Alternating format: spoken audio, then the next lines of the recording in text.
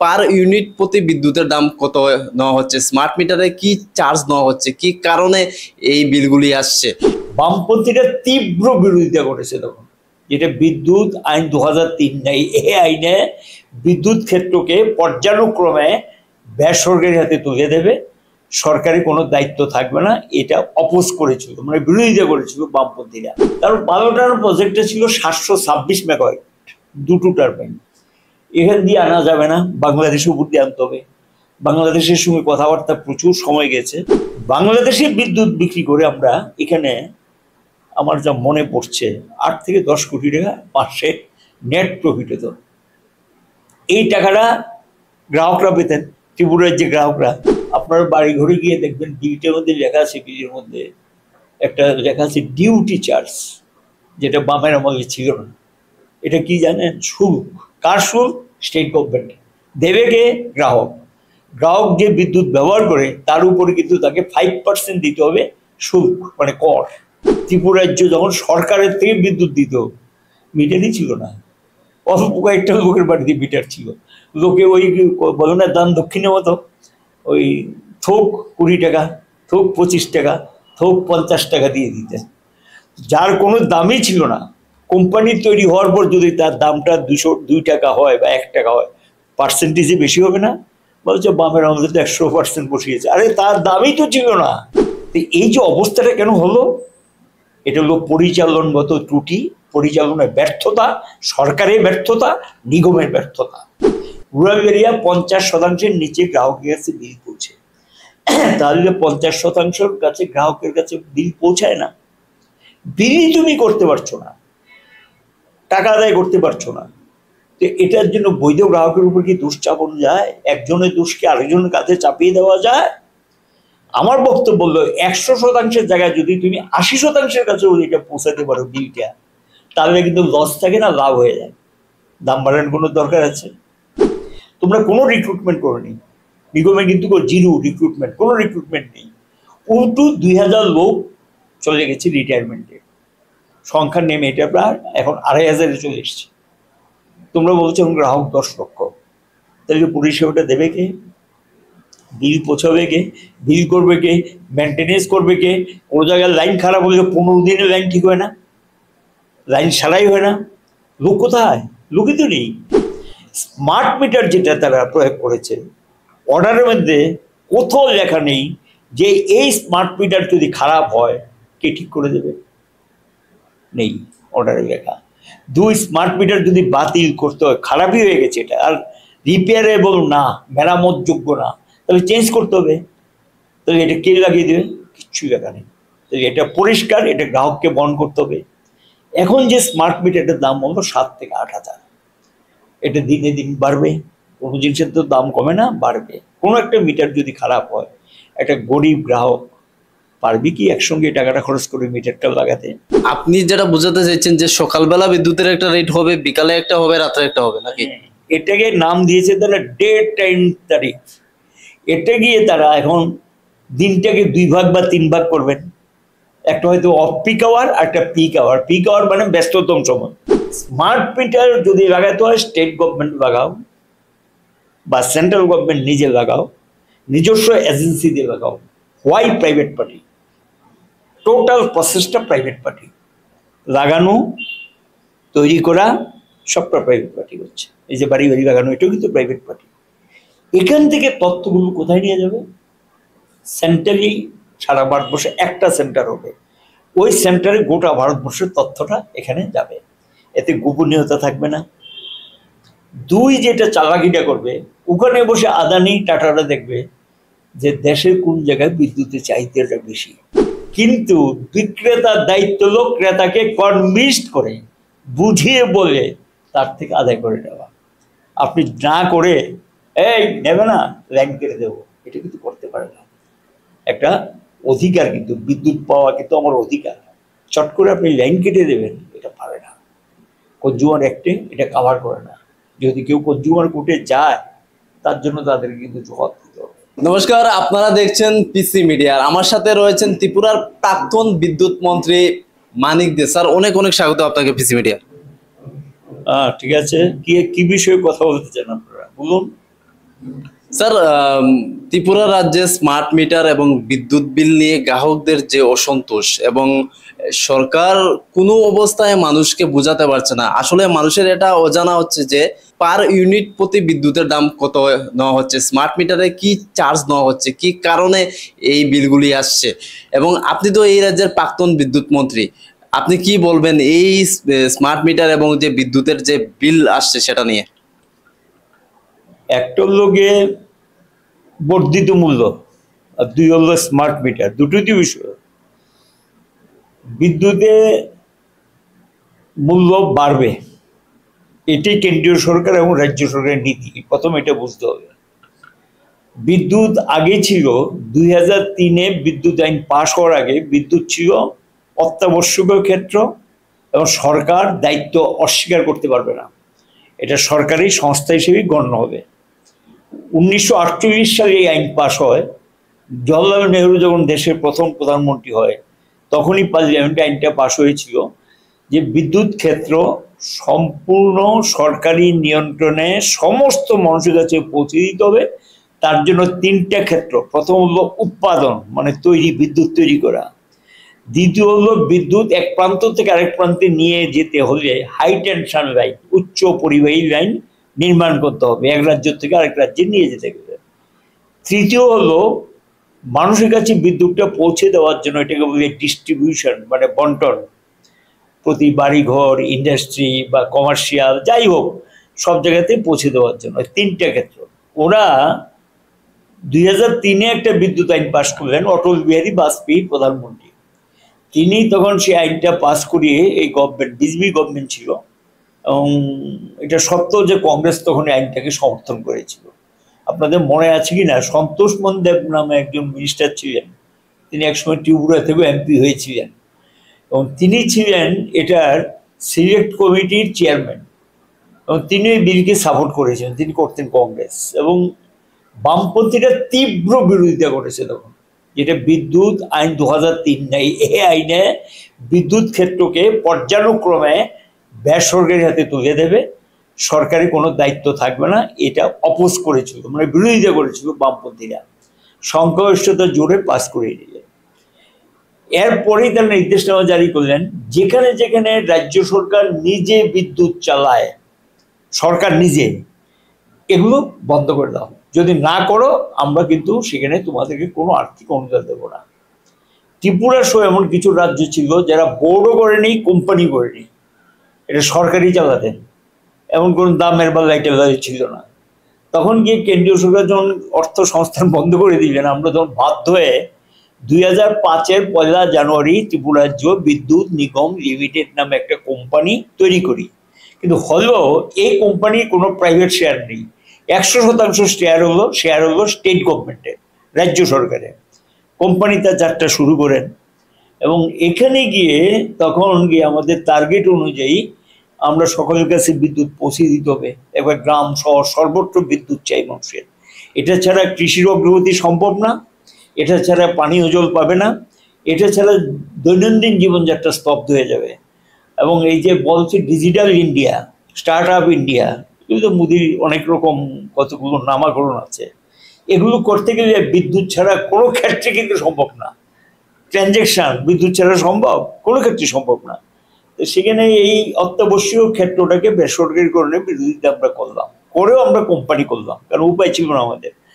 Company তখন নিজের পায়ে দাঁড়ানোর জন্য একটা চেষ্টা করলো, ত্রিপুরা রাজ্যের যে কোম্পানিটা, সেখানে গিয়ে তারা হাঁটি হাঁটি পা পা করে নিজের পায়ে দাঁড়িয়েছে। এবং বিদ্যুৎ লাইন, আমার যা মনে পড়লো পুরনো কথা, তো 2 লক্ষর কাছাকাছি ছিল সম্ভবত বিদ্যুৎ গ্রাহক তখন। এটাকে 2003-এ বিল পাস, 5-এ 1 জানুয়ারি থেকে নিগম, তখন নিগম 2 লক্ষ বা তার কাছাকাছি গ্রাহক নিয়ে তার সূচনা হয়। তখন লোডশেডিং ছিল 24 ঘন্টার মধ্যে 12 থেকে 14 ঘন্টা ত্রিপুরা রাজ্যে। এ দিয়ে আমরা কাজ শুরু করি। তাহলে প্রথম আমাদের কোন কাজটা করতে হবে? উৎপাদন। তখন আমরা বড়মুড়া তৈরি করি, তার আগে আমরা কাজটা শুরু করি, এবং পরে রুখিয়া তৈরি করি। এখান থেকে আমরা নিজস্ব উৎপাদন প্রায় 100 মেগাওয়াটের মতো দাঁড়িয়ে যায়, 100 মেগাওয়াট। ওইদিকে ডম্বুর যেটা এটা আগের থেকে পাওয়া যেত। এতে করে ত্রিপুরা রাজ্যের নিজস্ব উৎপাদন হয়ে যায় 100 থেকে 105। এ তো হবে না। সবাইকে যদি বিদ্যুৎ দিতে হয়, ত্রিপুরা রাজ্যে বিদ্যুতের চাহিদা হিসাব করে দেখা গেছে পিক আওয়ার মিনস বিকেল 5টা থেকে রাত্র 11টা, এটা বলে ব্যস্ততম সময়, সকলেই বিদ্যুৎ ব্যবহার করে। হিসাব করে দেখা গেছে অন অ্যান অ্যাভারেজ 300 মেগাওয়াট বিদ্যুৎ লাগবে। আমাদের আরো শেয়ার নিতে হবে। আমরা তো উত্তর পূর্বাঞ্চলের বিভিন্ন রাজ্য থেকে যে বিদ্যুৎ উৎপাদন কেন্দ্রগুলো, এটা নিয়ম হলো উত্তর পূর্বাঞ্চলে কোনো রাজ্য যদি সেখানে গিয়ে তাদের উৎপাদন কেন্দ্র করে, বা কেন্দ্র সরকারও যদি করে উৎপাদন কেন্দ্র, জেনারেশন সেন্টার, সেই জায়গাটা শেয়ার নর্থ ইস্টের 7টা স্টেট পায়। আমরা তখন দাবি করে শেয়ার নিতে শুরু করলাম উত্তর পূর্বাঞ্চলের বিভিন্ন প্রজেক্ট থেকে নিলাম। তারপর আমরা ভাবনায় আসলো যেভাবে এক্সপান্ড করছি, সর্বোচ্চ বিদ্যুৎ পৌঁছে দিচ্ছি, লোকেরও চাহিদা বেড়ে গেছে, সবটা মিলে আরো উৎপাদন লাগবে। তখন কি একটা মেগা প্রজেক্ট হাতে নেওয়া হলো, পাল্লাটানা। ওএনজিসিকে রিকোয়েস্ট করা হলো যে তোমরা তো বলছো গ্যাস তুলছো না, গ্যাসের ব্যবহার নেই, এই কারণে তোমরা গ্যাস তুলছো না, তোমরা গ্যাস দিয়ে বিদ্যুৎ উৎপাদন করো, তোমাদের তো টাকার অভাব নেই। এরা তখন আমাদের প্রস্তাবটা অ্যাকসেপ্ট করেছে। কিন্তু গভর্নমেন্ট অফ ইন্ডিয়া এখানে কিছু প্রশ্ন উঠালো যে ওএনজিসি কেন বিদ্যুতের ব্যবসা করবে, সে তো গ্যাস তুলে গ্যাস বিক্রি করবে। আমরা বললাম কি কাণ্ড, সে তো গ্যাসটা বিক্রি করলে একদিকে প্রফিট হবে, আরেকদিকে তার দ্বিতীয় প্রফিট হবে বিদ্যুৎ বিক্রি করে। তারপরে অনেক হইচইয়ের পর, অনেক ঘটনার পরে শেষ পর্যন্ত সেন্ট্রাল গভর্নমেন্ট এগ্রি করলো 50% ওএনজিসি শেয়ার আর 50% বাইরের শেয়ার। আমরা তখন বললাম যে আমাদেরকে 10% শেয়ার দাও, দিলেন না, বলবে না এটা 50-র উপরে যাওয়া যাবে না। তখন আমরা লড়াই করে, শুনলে অনেক হাসবে আর কি, 0.5 ঢুকেছি আমরা, 0.5, 1%ও দেয়নি। আমি ঠিক আছে, ওকে 0.5। আমাদের উদ্দেশ্যটা ছিল পাল্লাটানা প্রজেক্টে আমাদের একজন মানে বোর্ড অফ ডাইরেক্টর ঢুকাতে হবে, যেহেতু 0.5, সুতরাং বোর্ড অফ ডাইরেক্টর ঢুকবে। তারপর পাল্লাটানা প্রজেক্টটা ছিল 726 মেগাওয়াট, 2টো টারবাইন। এখান দিয়ে আনা যাবে না, বাংলাদেশের উপর দিয়ে আনতে হবে। বাংলাদেশের সঙ্গে কথাবার্তা প্রচুর সময় গেছে, শেষ পর্যন্ত বাংলাদেশ রাজি হয়েছে, জলপথ তারা দেবে ব্যবহার করতে। আমরা এই টারবাইনগুলো আনলাম, এনে তারপর এটা খুব দ্রুততার সঙ্গে জায়গা আমরা দিয়েছি, দিয়ে কাজটা শুরু হলো। টারবাইন দুটো পরপর উৎপাদন শুরু করলো। এটা কিন্তু নতুন টেকনোলজিতে পাল্লাটানা যেটা হয়েছিল, নিউ টেকনোলজি। মানে আপনারা লক্ষ্য করবেন বড়মুড়া রুকিয়াতে দেখবেন দেখবেন যে চুঙ্গি, যেগুলো চুঙ্গি আছে, চুঙ্গি দিয়ে কিন্তু উপরে একটা হিট বের হয়। এই হিটটা 800°C, সিরিয়াস কিন্তু এটা। এই হিটটাকে দিয়ে আবার বিদ্যুৎ তৈরি করা যায়, আর একটা টারবাইন বসিয়ে দেওয়া যায়, এতে কিন্তু ফুয়েল লাগবে না, গ্যাসের কোনো দরকার নেই, একটু লাভজনক। ওরা এই সিস্টেমে করলো। আমরা এখান থেকে শেয়ার পেয়েছি, আমার যা মনে পড়ছে 160-170 মেগাওয়াটের মতো শেয়ার আমরা পেয়েছি। হায়েস্ট পেয়েছে আসাম, নাগাল্যান্ড, মণিপুর, মিজোরাম, সিকিম, অরুণাচল, অর্থাৎ নর্থ ইস্টের সব স্টেট এখান থেকে শেয়ার পেয়েছে, এখান থেকে শেয়ার নিয়েছে।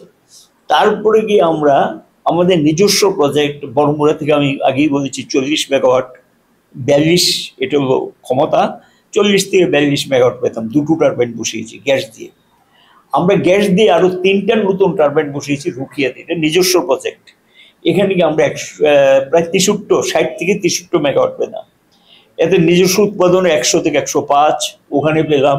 নর্থ ইস্টে বিভিন্ন শেয়ার পেলাম, আর শ্রীনগর নিফপুর থেকে পেলাম। লাস্টে গিয়ে একটা প্রশ্ন আসলো, সোনামুড়া মনার চোখে একটা বিদ্যুৎ উৎপাদন কেন্দ্রের শিলান্যাস হয়েছিল 2002 অথবা 2003। এবার সেন্ট্রাল গভর্নমেন্ট বললো এটা দরকার নেই, তোমাদের বিদ্যুৎ উদ্বৃত্ত, লোডশেডিং নেই, উদ্বৃত্ত বিদ্যুৎ, এটা স্টপ, এটা আর দেবো না।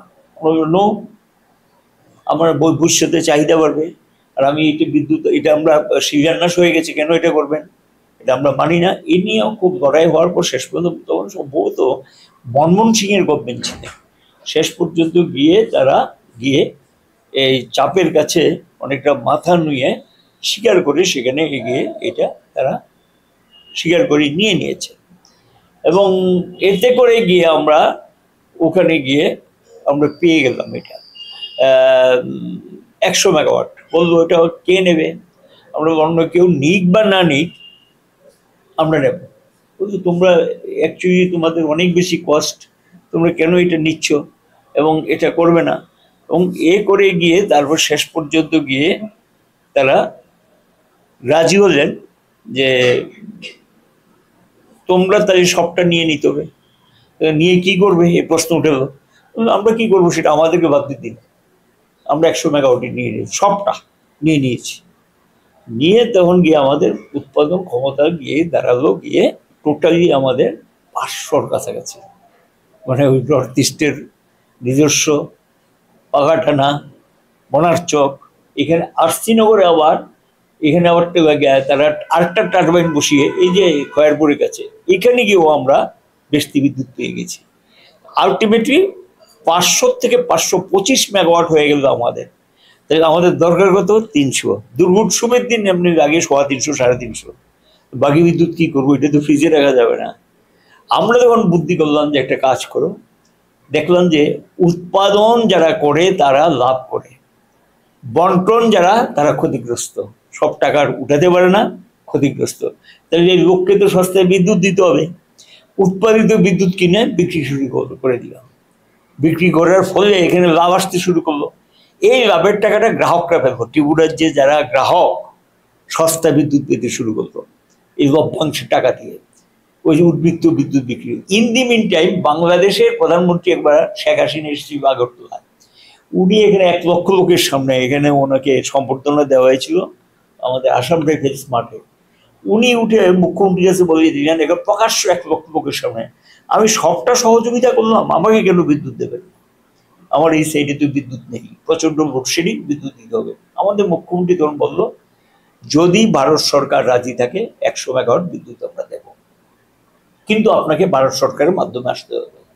তখন ওই মঞ্চে উপস্থিত ছিলেন কপিল সিবাল, তিনি সম্ভবত শিক্ষামন্ত্রী ছিলেন, এবং ওনাকে তখন উদ্দেশ্য করে শেখ হাসিনা এই তো ভারত সরকারের প্রতিনিধি এখানে আছে, এটা এখনই ক্লিয়ার করে দিন। এই মধ্যে ব্যাপারটা রইল। এ নিয়ে অনেক গেছে, সব কথা আমি বলতে চাই না, 1-1.5 বছর কাটিয়ে দিয়েছে। এদিকে বাংলাদেশে এটা ইস্যু হয়ে গেছে, তোমরা তো ভারতকে বিদ্যুৎ সব সরঞ্জাম দিয়েছ, তোমরা বিদ্যুৎ দিল না। শেষ পর্যন্ত ভারত সরকারের দিক থেকে ক্লিয়ারেন্সটা পাইতে অনেক দেরি হয়েছিল। হঠাৎ করে এক সময় খুব পুরনো কথার কি ফরেন মিনিস্টার যিনি বাংলাদেশে, উনি একটা সরাসরি চিঠি দিয়ে বসলেন আমাকে, ইনভাইট করলেন বাংলাদেশে যাওয়ার জন্য, ব্যাপারটা সলভ করার জন্য। আমরা আলোচনা করলাম কি করা যায়। আমি তখন চিঠিটা পাঠিয়ে দিয়েছি কেন্দ্রীয় বিদেশ মন্ত্রকের কাছে।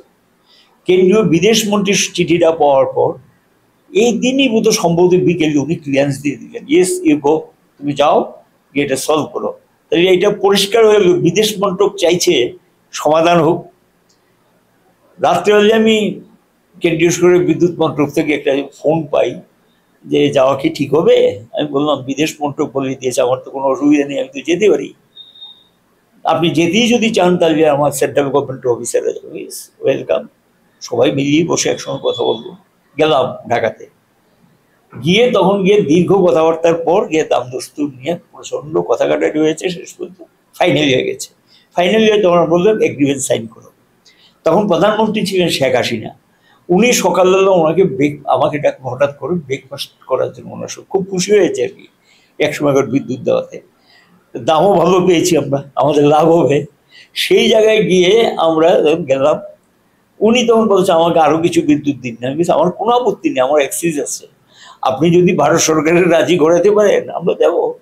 এই কথাবার্তা হয়েছে। এবং ইতিমধ্যে কিন্তু আমি ফাঁকে কথা বলে নিয়েছি পরিবহন দপ্তরের সঙ্গে, যেহেতু যুক্ত ছিলাম, রেললাইনটা দিয়ে দিই আকাউড়ার থেকে আগরতলা, তাড়াতাড়ি শেষ করুন। বলছে না, আমার কাজ আমি তাড়াতাড়ি শেষ করো, আপনাদের পোর্শন আপনারা শেষ করুন, আমরা দিয়ে দেবো বাংলাদেশের উপর রেলগাড়ি। আরো কতগুলি বিষয়, সব কথা আমি বলতে চাই না, আলোচনা হয়েছে। যাই হোক, বাংলাদেশে বিদ্যুৎ বিক্রি করে আমরা এখানে, আমার যা মনে পড়ছে, 8 থেকে 10 কোটি টাকা মাসে নেট প্রফিট হতো। এই টাকাটা গ্রাহকরা পেতেন, ত্রিপুরার যে গ্রাহকরা। কারণ একটা ব্যালেন্স শিট তো, আমাদের এখানে 3টা কোম্পানি করি, আমরা একটা কোম্পানি করেছি, উৎপাদন, বন্টন, পরিবাহী। তাহলে উৎপাদন থেকে যে লভ্যাংশটা আসছে বিক্রি করে, এটা কিন্তু বন্টনে গিয়ে পড়বে। কে পাবে? গ্রাহক পাবে।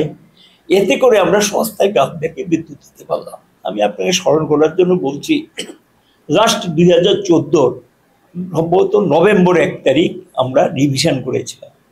তখন আমাদের ত্রিপুরার যে গড় বিদ্যুতের দাম ছিল কেউ 2.5, কেউ 3, কেউ 3.5, আবার 6 টাকা 7 টাকা আছে, যেগুলো ওই ইন্ডাস্ট্রি, বড় ইন্ডাস্ট্রি, কমার্শিয়াল ফার্ম এগুলোতে, বা চা বাগান, বাল্ক যেটাকে বলা হয়, এতে গড়ে তখন আমাদের দাম নির্ধারিত ছিল 3 টাকা 99 পয়সা। এটা চলেছে 2018 মার্চ পর্যন্ত আমরা চালিয়ে গেছি।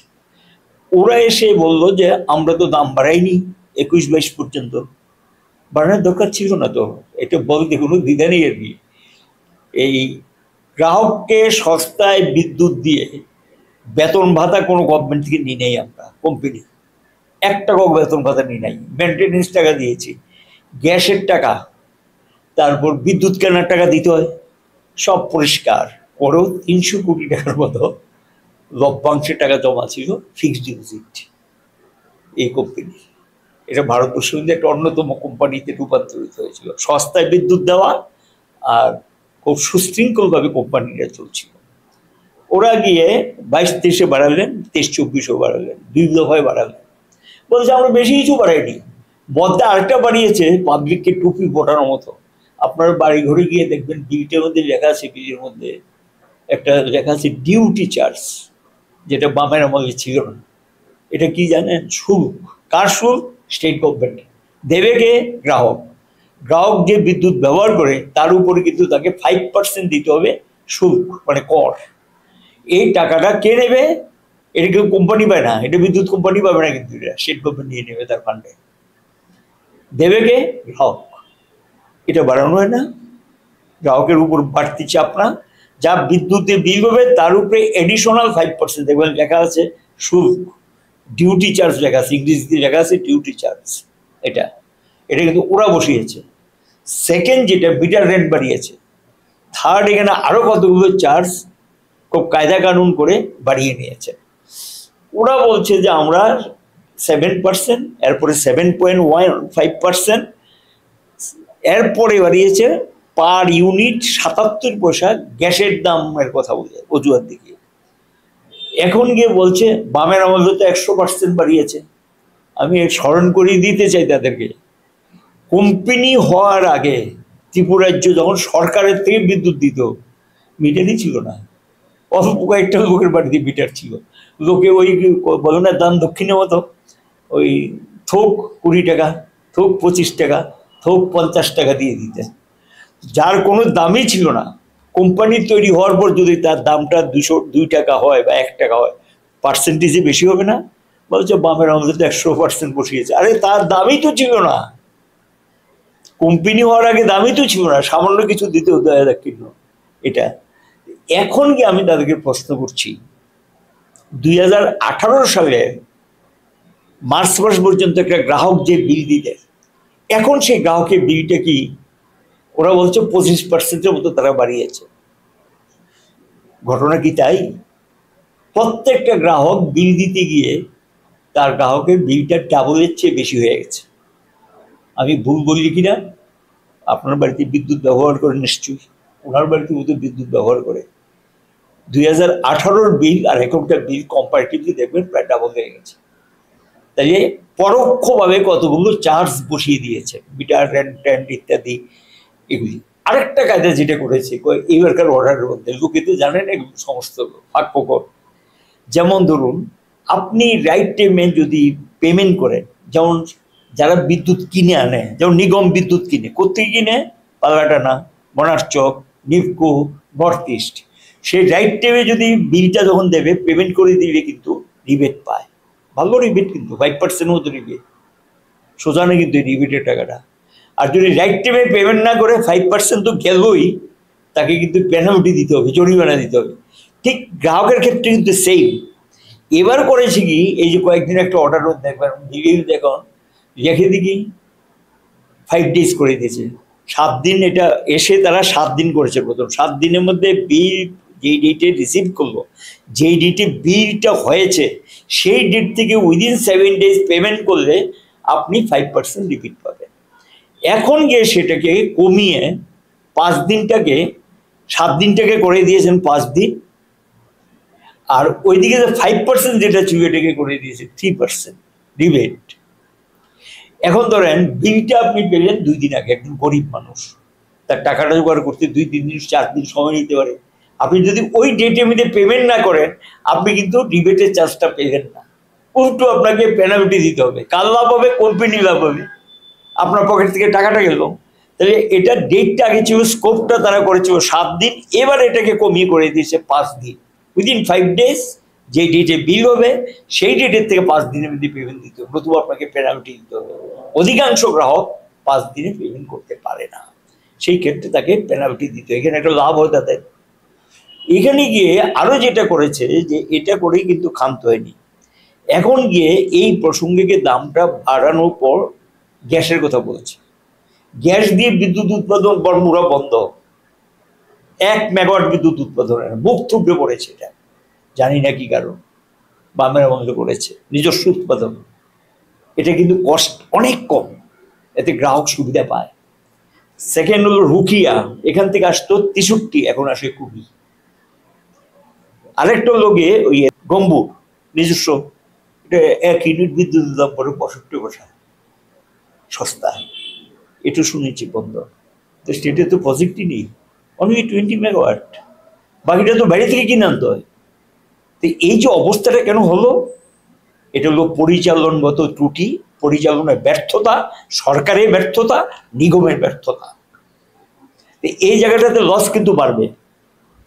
সেকেন্ড হলো গিয়ে, আমি তাদের তথ্যটা বলছি, মোটে আমার তথ্য না।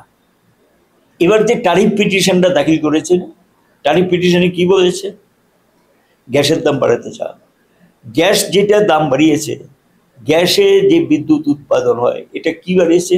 সেন্ট্রাল না, আমরা তো গিয়েছিলাম এর কাছে, এই যে TNGCL, ওরা বলছে আমরা বাড়াইনি, তো আমরা আগে রেটে আছি। এটা কি করেছে এটা পাবলিক তো জানে না, পরিবহন ট্যাক্স বসিয়ে দিয়েছে ইয়ার উপরে, গ্যাসের উপরে। এটা স্টেট গভর্নমেন্ট পরিবহন ট্যাক্স, ট্রান্সপোর্ট ট্যাক্স, গ্যাসের উপরে ট্রান্সপোর্ট ট্যাক্স। মানে কি, আপনি রাস্তা খনন করে যে ওই যে গ্যাসের লাইন পড়ে তার জন্য খরচ হয়, তার জন্য এটার জন্য ট্যাক্স বসিয়ে দিয়েছে। দেবে কে? কনজিউমার, যিনি বিদ্যুৎ গ্রাহক, তাকে দিতে হবে। এই যে 77 পয়সা যেটা বাড়ালো, কেন বাড়াবে এটা? আর বলে দিচ্ছে এটা ডলারের দামের কারণে। এখন রাশিয়ার থেকে ক্রুড অয়েল কিনে, ডলার এক্সচেঞ্জ বন্ধ, রাশিয়ার সঙ্গে আমেরিকার সম্পর্কটা। এখন কিন্তু ইন্ডিয়ান কারেন্সি আর তাদের রুবেলে কিন্তু হচ্ছে, এখানে ডলার নেই। ইরান থেকে কিনে, ডলারে না, কারেন্সিতে, ইন্ডিয়ান কারেন্সিতে। এই জায়গাতে কিন্তু ইন্ডিয়ার গভর্নমেন্ট দেখবেন গত 4-5 দিন পত্রিকা বেরোচ্ছে কিন্তু সারা ভারতবর্ষ তুলপা এটা নিয়ে, যে রাশিয়ার থেকে এবং ইরান থেকে কিনে এনে ক্রুড অয়েল, অপরিশোধিত তেল, গ্যাস, এটাকে শোধন করে ইন্ডিয়া এখন বিক্রি করে লাভ করছে। ওখান থেকে সস্তায় পাচ্ছে রাশিয়া থেকে এবং ইরান থেকে। এবং এখানে গিয়ে তেলের দাম, এখানে ডলারের নাম করে ট্রান্সপোর্ট ট্যাক্স বসাবে কেন? এই যে 77 পয়সা যেটা বাড়াবো, ডলারের নাম দিয়েছেন, আপনারা দেখেছেন মন্ত্রীর প্রেস মিট, তিনি ডলারের অজুহাত দেখিয়েছেন, কিন্তু ডলারের সঙ্গে আপনারা যতটুকু জানেন এরকম সম্পর্কই নেই। এটা বসিয়েছে ট্রান্সপোর্ট ট্যাক্স। অর্ডারটা খুলে দেখবেন, এখানে আমি তাদের অর্ডারটা পড়েছি। রেগুলেটরি কমিশন দামটা রেগুলেটরি কমিশনের মাধ্যমে বাড়িয়েছে 220 টাকা। পরে আমি যেটা দেখলাম, তারা যে ব্যালেন্স শিটটা দাখিল করেছে, প্র্যাকটিক্যালি গত 2 বছরের লস আরো বিরাট, এটা শো করেনি। এক, থার্ড হলো গিয়ে এখানে ব্যালেন্স শিটে বলেছে ত্রিপুরার যে 16টা শহরে 60% নিচে মাত্র বিলিং করতে পারছে। 100টা গ্রাহকের মধ্যে 60-এর চেয়ে নিচে বিলিং হচ্ছে। তাহলে 40%, আমি 60ও যদি ধরি, তাহলে 40% গ্রাহকের বিল নিতে হয় না, টাকা দেয় হবে কোথেকে? তো তার দায় কি ওই 60% বহন করবে? তুমি বিল করতে পারোনি, তুমি টাকা তুলতে পারোনি, তার জন্য লস হচ্ছে। সেই লসটা বৈধ গ্রাহক যে টাইমলি টাকা দিয়ে দেয়, সে কেন ওইটার দায়ভার বহন করবে? তার কাছে চাপিয়ে দিচ্ছে। আমাদের আপত্তি এই জায়গায়। সেকেন্ড বলেছে রুরাল এরিয়া, এটা আমার বক্তব্য না, কিন্তু তাদের ট্যারিফ পিটিশনে তারা স্বীকার করেছে রুরাল এরিয়া 50%-এর নিচে গ্রাহকের কাছে বিল পৌঁছে। তাহলে 50% কাছে গ্রাহকের কাছে বিল পৌঁছায় না। বিলই তুমি করতে পারছো না, টাকা আদায় করতে পারছো না। তো এটার জন্য বৈধ গ্রাহকের উপর কি দোষ চাপানো যায়? একজনের দোষকে আরেকজনের কাছে চাপিয়ে দেওয়া যায়? আমার বক্তব্য হলো 100%-এর জায়গায় যদি তুমি 80%-এর কাছে এটা পৌঁছাতে পারো বিলটা, তাহলে কিন্তু লস থাকে না, লাভ হয়ে যায়। দাম বাড়ানোর কোনো দরকার আছে? কোনো দাম বাড়ানোর দরকার নেই। কিন্তু তোমরা বলছো ক্ষতি বেড়েছে। এখানে 4,500 আমরা লোক রিক্রুট করেছি, ইঞ্জিনিয়ার নিয়েছি, এতে কোম্পানি প্রচুর লোক রিক্রুট করেছি। কিন্তু আমরা স্বাভাবিক লাইন এক্সপান্ড হলে, গ্রাহক বাড়লে কিন্তু তার পরিষেবা দিতে হবে, লোক তো লাগবে। তোমরা কোনো রিক্রুটমেন্ট করোনি, নিগমে কিন্তু জিরো রিক্রুটমেন্ট, কোনো রিক্রুটমেন্ট নেই।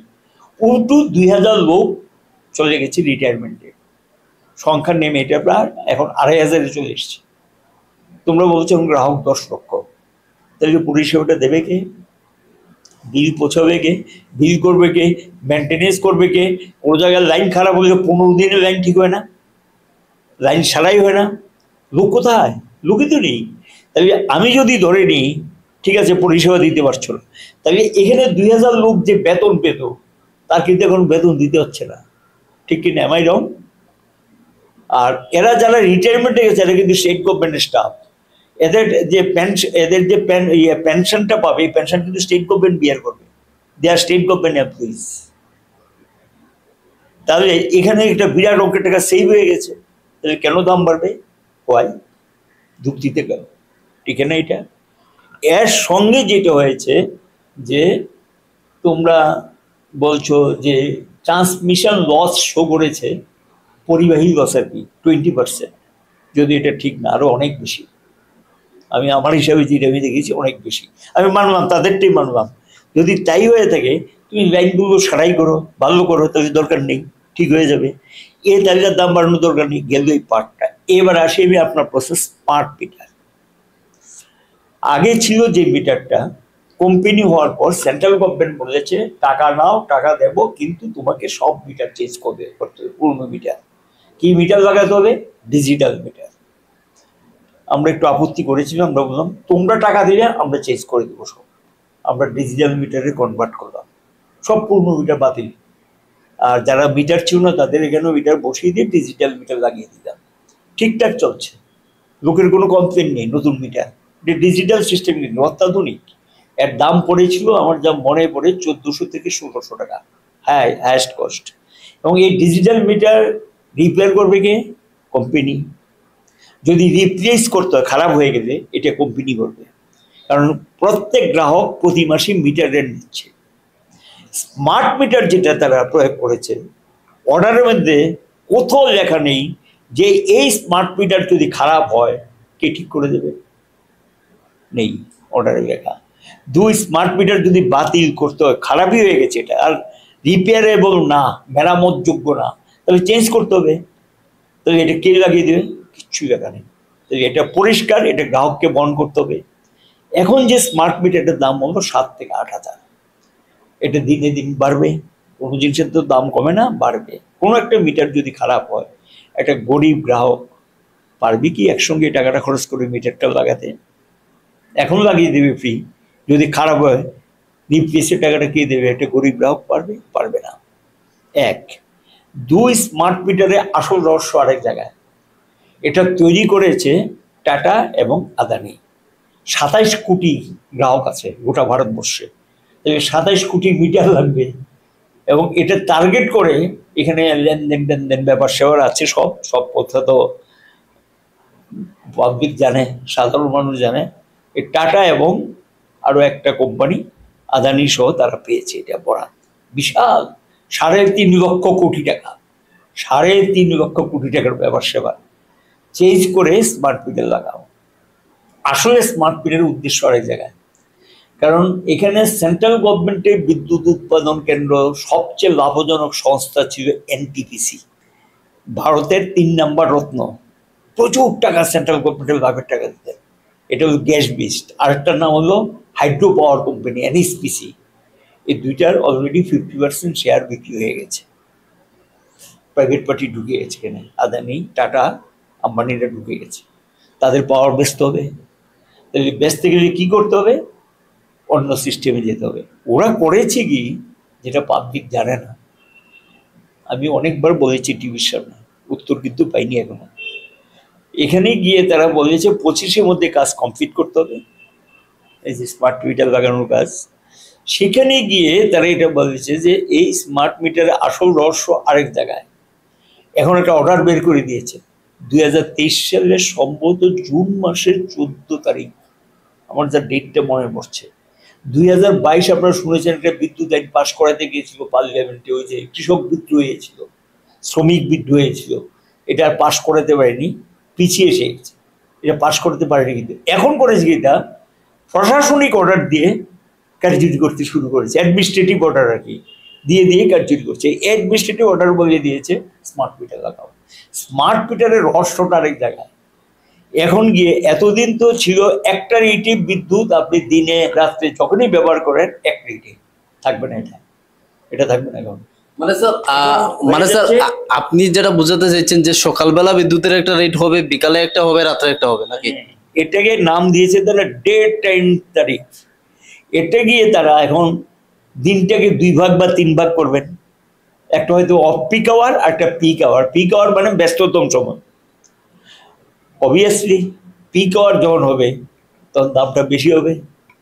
এখন সেখানে গিয়ে তারা এই রেট এই মিটারটার মধ্যে ওই কারিগরি সিস্টেমটা ঢুকিয়ে দিয়েছে যে আপনি যখন রেটটা চেঞ্জ হবে, রেটের সঙ্গে সঙ্গে ওই মিটার রিডিং দিয়ে দেবে যে কখন কত ইউনিট ব্যবহার করেছে।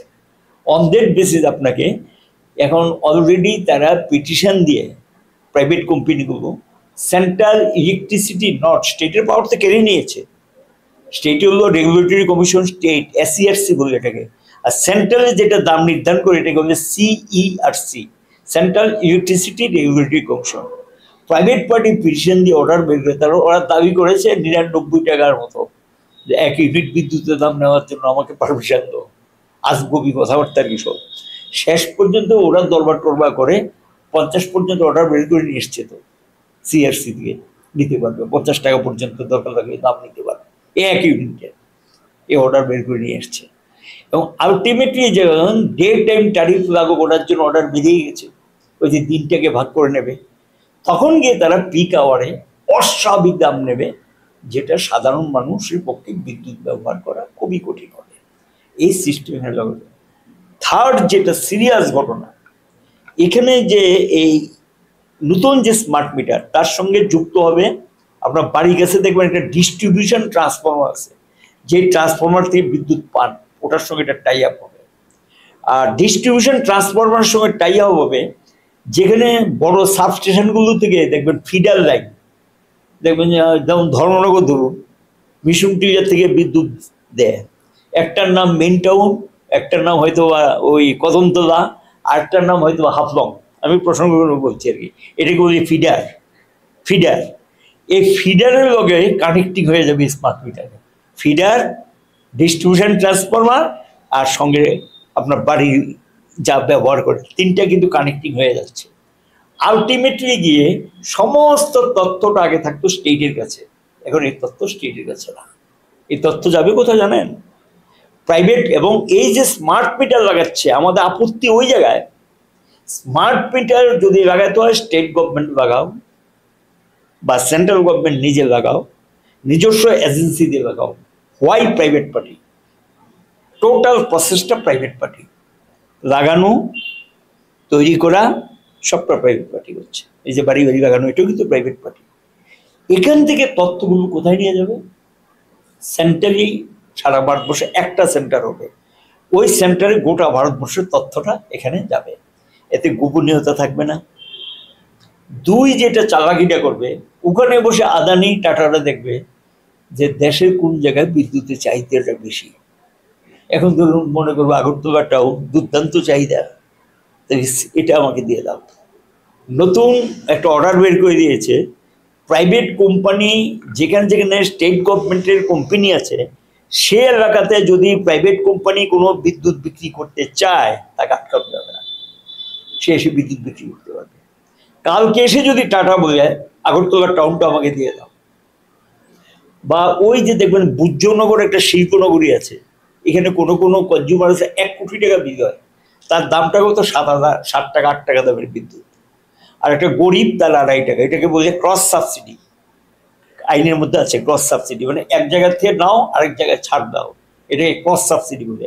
সাধারণ মানুষ কম দামে পাবে, যারা বেশি ব্যবহার করে তাদের একটু দাম বেশি দিতে হবে। ইংরেজিতে বলে ক্রস সাবসিডি, বাংলায় এটাকে বলতে হবে পারস্পরিক ভর্তুকি।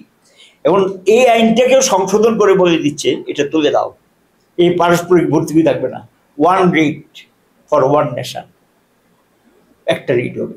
এতে আলটিমেটলি গরিব মানুষের রেটটা অনেক গুণ বেড়ে যাবে, সাধারণ মানুষের পক্ষে বিদ্যুৎ ব্যবহার করা কঠিন হবে। এবং এরা করবে কি, প্রাইভেট পার্টি যেই জায়গাগুলো লাভজনক ওই জায়গাগুলো নিয়ে নেবে। এখন ওরা গন্ডাছড়া যাবে, নো, যাবে কাঞ্চনপুর, নো, বা যাবে করবুক, নো, যাবে সাবরুম, না। তাহলে কোথায় যাবে? যেই জায়গাটার মধ্যে কম খরচে বেশি প্রফিট, আর সেকেন্ড হলো যেই জায়গাটার মধ্যে বেশি বিল হয়, বেশি বিদ্যুৎ বিক্রি হয় সেই জায়গাগুলো। তাইলে এই যে সরকারি কোম্পানিটা আছে এখন বিদ্যুৎ নিগম, এটা কার? সরকারি কোম্পানি। এই নিগমটা কি হবে? মুক্ত হয়ে পড়বে। আর কোম্পানি একটা আছে, আইনে আছে, যদি কোনো কোম্পানি মারাত্মক লস হয়ে যায় সেই কোম্পানি কিন্তু দেউলিয়া হয়ে যাবে, ঠিক কিনা? দেউলিয়া হয়ে গেলে সে কিন্তু লোনও নিতে পারবে না, কোনো সাহায্য সহযোগিতা পাবে না, তাই মুখ থুবড়ে পড়বে। তাহলে এই কোম্পানিটা যদি মুখ থুবড়ে পড়ে, সাধারণ গ্রাহক সস্তায় বা যেই পয়সায় বিদ্যুৎ পাচ্ছে এই সুযোগ কি পাবে? এর দায়িত্ব কি টাটা নেবে? এর দায়িত্ব কি আদানি নেবে? এর দায়িত্ব কি আম্বানি নেবে?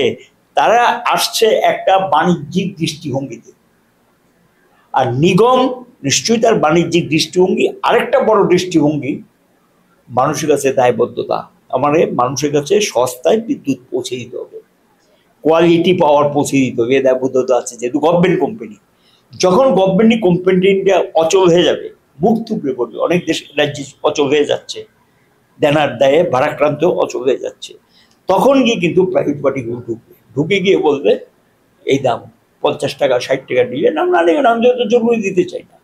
আর ওদের হলো বিনা পুঁজিতে ব্যবসা।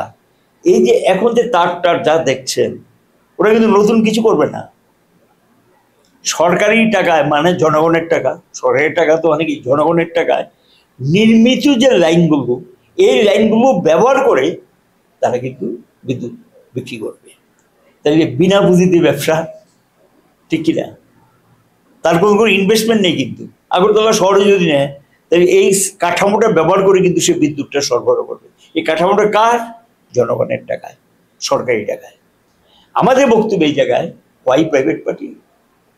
কাজে এটা প্রাইভেটাইজ করার জন্য টোটাল সিস্টেমটাকে, হোল সিস্টেমটাকে, বিদ্যুতের উৎপাদন, বন্টন, ইভেন বন্টন, ভারতের দ্বিতীয় বৃহত্তম রত্ন হলো গিয়ে power grid corporation of India limited, যারা 50,000 60,000 কোটি টাকা সেন্ট্রাল গভর্নমেন্টকে ডিভিডেন্ড দেয়। কোম্পানি একটা আছে, যখন লাভ হয় 1/3 টাকা গভর্নমেন্টকে দিতে হয়, ডিভিডেন্ড দেয়। এই কোম্পানিটা শেয়ারও বিক্রি হয়ে গেছে 50%, পাওয়ার গ্রিডের। প্রাইভেট পার্টি ঢুকে যাচ্ছে, প্রফিটেবল প্রাইভেট পার্টি ঢুকে যাচ্ছে। কাজে বিদ্যুৎ ক্ষেত্রটাকে সম্পূর্ণভাবে বেসরকারীকরণ করার জন্য এরই একটা সুযোগ নিয়েছে স্মার্ট মিটার। স্মার্ট মিটারের মাধ্যমে ওই এক জায়গায় বসে গোটা ভারতের চিত্রটা দেখতে পারবে। ইভেন যদি মনে করে যে এই লোকটাকে আমার সাহায্য করা দরকার আছে, ওখানে বসে আপনাকে সাহায্য করতে পারবে, আছে, সেই সিস্টেম আছে। এইগুলি নিয়ে কনফিউশন হচ্ছে। আমি আরেকটু খোলা করে দিচ্ছি, 2016 আমাদের ত্রিপুরা গভর্নমেন্ট, আমরা টাকা লাগবে, ওয়ার্ল্ড ব্যাংক থেকে টাকা দিতে আসছে, সেন্ট্রাল গভর্নমেন্ট পাঠিয়েছে, ওদের থেকে টাকা নাও, গ্রান্ট হিসেবে আলোচনা হয়েছে, 7-10 দিন ধরে আলোচনা হয়েছে, বাইরে অফিসাররাও এসেছিলেন। তখন তারা বলেছে কিন্তু তোমরা ইয়ে লাগাও, ওই স্মার্ট মিটার। আমি তখন পরিষ্কার বলেছি এটা কি, বুঝিয়ে বলুন। এটা পক্ষে অনেকক্ষণ 1 ঘন্টা একটা প্রেজেন্টেশন দিয়েছে, সবটা পক্ষে বললেন। প্রত্যেক জিনিসের তো একটা ডিমেরিটও থাকে, তার খারাপ দিকটা কি একটু বলুন না। তখন একদম হাসতে হাসতে বললো, আছে স্যার, খারাপ দিকও আছে। ওয়ার্ল্ডে কয়েকটা কান্ট্রিতে লাগিয়েছে এই সমস্ত উচ্চ। আমরা বিজ্ঞান প্রযুক্তির পক্ষে, বিজ্ঞান প্রযুক্তির বিবেক্ষণে, কিন্তু এখন ধরুন ব্যাংকে দেখবেন প্রায়শই কি হয়, টাকা ব্যাংক থেকে উঠিয়ে নিয়ে যায় না? কি হয় এটা? এটা কি বলে, এটা ক্রাইম না? এটা সাইবার ক্রাইম। এটাতে সাইবার ক্রাইমের সম্ভাবনা থাকে। এই যে স্মার্ট মিটার, সাইবার ক্রাইমের সম্ভাবনা উড়িয়ে দেওয়া যায় না। হবি আমি এই কথা বলছি না, উড়িয়ে দেওয়া যায় না। সেকেন্ড হলো, এই জাতীয় সিস্টেমে যদি কোনো ব্রেকডাউন হয়, মাঝে মধ্যে দেখবেন ব্যাংকে অনেক সময় ব্রেকডাউন হয়ে 2 দিন 3 দিন ট্রানজেকশন বন্ধ হয়ে যায়। ব্যাংকের ট্রানজেকশন 3 দিন বন্ধ থাকলে সারবে, কিন্তু 3 দিন যদি বিদ্যুৎ না থাকে কোনো ব্রেকডাউনের জন্য, কোনো যান্ত্রিক কারণে, তাহলে রেজাল্টটা কি দাঁড়াবে? একেবারে যত ওষুধগুলো আছে যেগুলো ফ্রিজে রাখা হয়, থাকবে কি?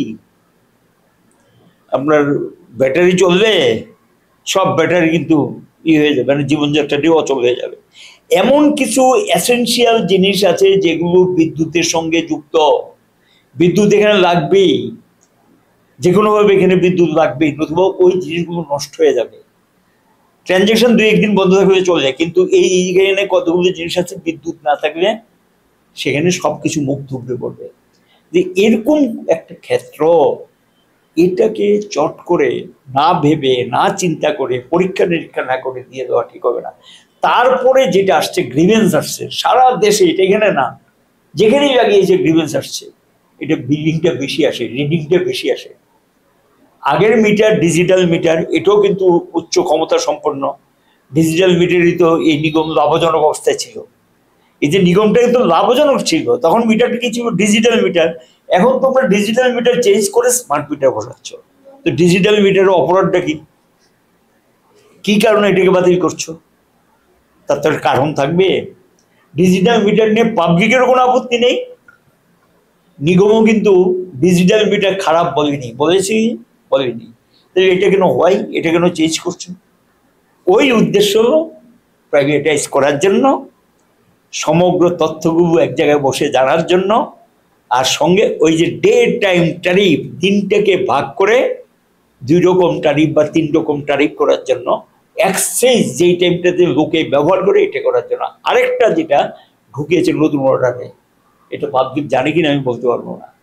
এই যে আমাদের কৃষির জন্য যে ইরিগেশন, যেটা খাদ্যে আমরা স্বয়ংভূর্ণ, ইরিগেশনের যে লাইনগুলি একটা লাইন থেকে কিন্তু যায়, এটার থেকে কারো বাড়ি কানেকশন, এটার থেকে আবার কিন্তু পাম্প চলবে, ঠিক কিনা? এখন কিন্তু তা হবে না, ইরিগেশন লাইন আলাদা হয়ে যাবে। এটার মধ্যে কৃষকরা সন্দেহ প্রকাশ করছে, এই যে ইরিগেশনে আলাদা লাইন হবে, যদি এখন কৃষককে বললে যে তোমাকে আমি বিদ্যুৎ দিলাম সন্ধ্যা 6টার থেকে রাত 8টা পর্যন্ত 2 ঘন্টা বিদ্যুৎ দিলাম, তার তো আলাদা লাইন। আগে কিন্তু সেম লাইন, গ্রাহককে না দিলে গ্রাহক তো ভেঙে ফেলবে সব, গ্রাহককে ভিড় করবে, বিদ্যুৎ নেই। তাহলে এখন শুধু কৃষক, তার হলো শুধু গিয়ে পাম্প, তার লাইনটা কিন্তু সেপারেট হয়ে যাবে। কিন্তু ওই যে ফিডার, এই সেপারেট ফিডার হয়ে যাবে ফর ইরিগেশন, সেপারেট ফিডার হয়ে যাবে। তখন গিয়ে তাকে যদি বলবে রাত্র 6টার থেকে 10টা পর্যন্ত দিলাম, চার্জটা কত পড়বে? পোষাবে কি কৃষকের? এমনি তো কৃষকের নাবিশ্বাস উঠে গেছে। এটা হলো আরেকটা কৌশল কৃষকের জন্য, সেপারেট লাইন। সবগুলো মিলিয়েই এই স্মার্ট মিটারটা মধ্যে সবগুলো করা আছে, ভিতরে সমস্ত কিছু যুক্ত করা আছে। এটার থেকেই জনগণের মধ্যে আশঙ্কা তৈরি হয়েছে, গ্রাহকদের মধ্যে আশঙ্কা তৈরি হয়েছে, এমনকি যারা ইঞ্জিনিয়ার তাদের মধ্যে কিন্তু এটা নিয়ে আশঙ্কা তৈরি হয়েছে। কেউ কোনো পরিষ্কার পরিচ্ছন্ন ব্যাখ্যা দিতে পারছে না। আর ব্যাখ্যা, সবচেয়ে বড় ব্যাখ্যা হলো, আপনি একজন গ্রাহক, আপনার সাধারণ জ্ঞানে যেটা বুঝছেন, আমার আগের মিটারটা তো খারাপ ছিল না, ওই মিটারে আমি গত মাসে বিল দিয়েছি 600 টাকা। আমি এক্সেস কোনো পাওয়ার বেশি বিদ্যুৎ ব্যবহার করিনি, কিন্তু এই মাসে বিলটা হয়ে গেছে 900 টাকা। ঠিক আছে, 2-4-20 টাকা 50 টাকা এদিক সেদিক হতে পারে। যখন এক্সেস হয়ে যায় মারাত্মক, তখন কিন্তু লোকের মধ্যে ক্রাই উঠে। এটাই কিন্তু এখন যেন আমাদের সারা রাজ্যে মানুষের মধ্যে ক্রাই উঠেছে। এইগুলো কি ঘটনা? আজকে স্মার্ট মিটার যেটা, আরেকটু পরীক্ষা নিরীক্ষা হওয়া উচিত। গ্রাহকের যে গ্রিভেন্সগুলো আছে, অভিযোগগুলো আছে, এগুলি সারাই না করে একেবারে জোর জব্বরি করে লাগিয়ে দেওয়া।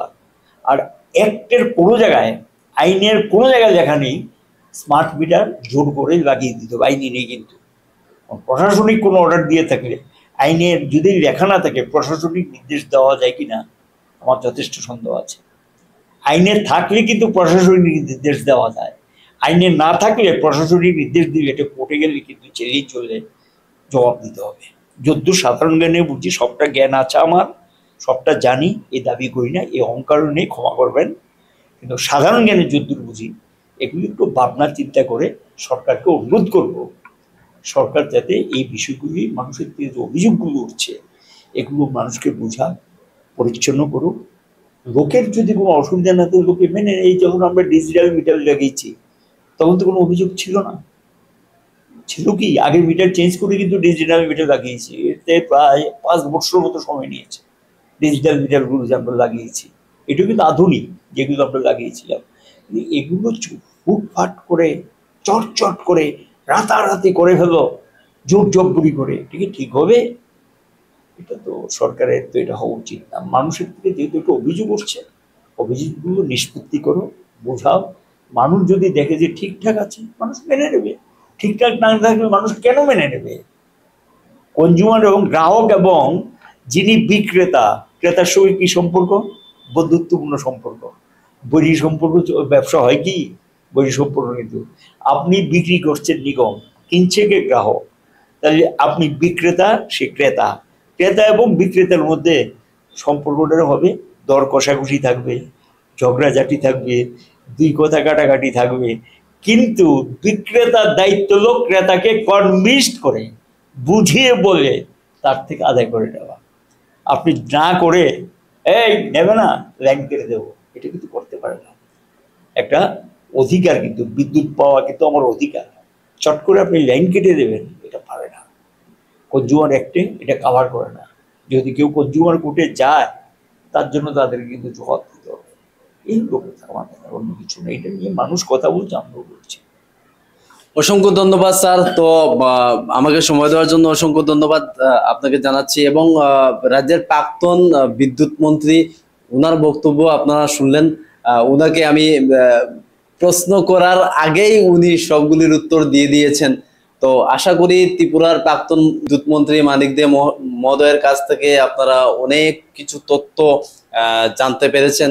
এবং এই যে বিদ্যুৎ বিল বাড়তি, যে বিদ্যুৎ বিল এবং স্মার্ট মিটারের যে অভিযোগগুলি রয়েছে, সেই অভিযোগগুলি সরকারকে খাতিয়ে দেখা উচিত। ইতিমধ্যে টিম গঠন করা হয়েছে যে মানুষের অভিযোগগুলি দেখার জন্য। তবুও বিভিন্ন রাজ্যের বিভিন্ন জায়গায় বিদ্যুৎ বিল এবং স্মার্ট মিটার নিয়ে অভিযোগ আসছে, সেগুলি খাতিয়ে দেখা উচিত। এবং রাজ্যের যে প্রাক্তন বিদ্যুৎ মন্ত্রী যে অভিযোগগুলি কিংবা যে বিষয়গুলি তুলছেন, সেগুলি সরকারকে দেখা উচিত। আপনারা কমেন্টের মাধ্যমে প্রতিক্রিয়া ব্যক্ত করুন। ধন্যবাদ।